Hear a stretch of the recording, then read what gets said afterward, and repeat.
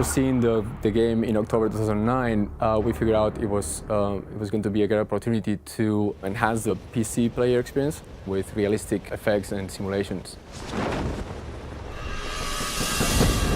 I can't say I've ever experienced quite such an open-ended, convincing, immersive sandbox game.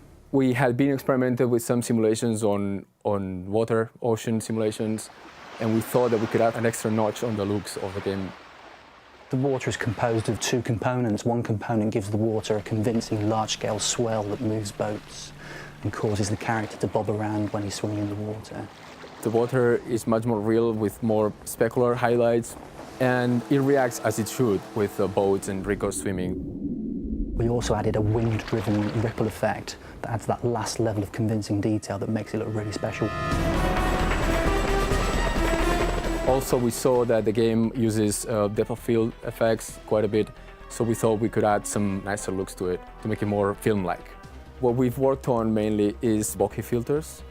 Bokeh is the name for blur in Japanese.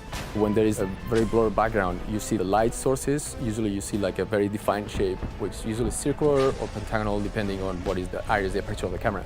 So we mimic that effect.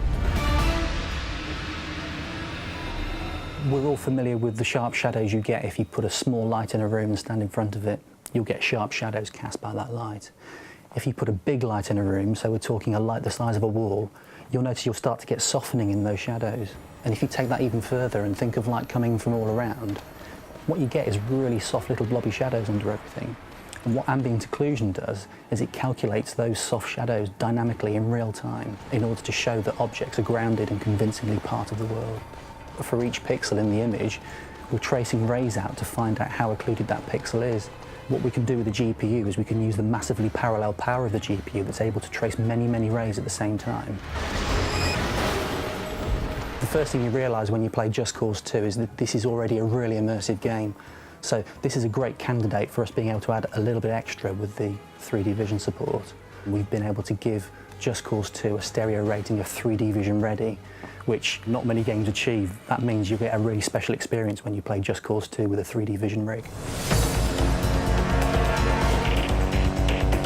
A game is a real-time entity, so we're doing stuff in a 60th of a second, for instance, that a movie has the luxury of any time they like to render a frame. They can fill a room with computers to do that. The main purpose is to make the looks of the game more close to reality and give the player a more immersive experience. It's really a beautiful experience.